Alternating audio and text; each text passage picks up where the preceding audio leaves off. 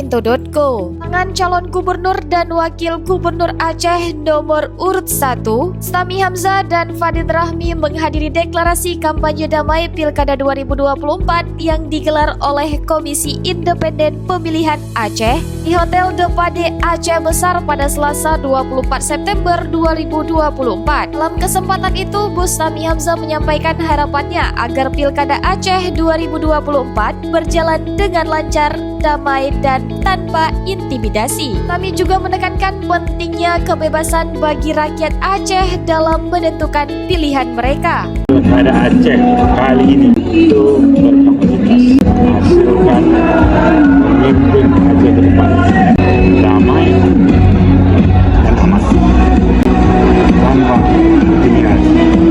Berikan hak rakyat supaya rakyat itu memilih dengan kebebasan tanpa tekanan. Mau tahu berita terupdate tentang Aceh? Baca berita selengkapnya di pinto.co.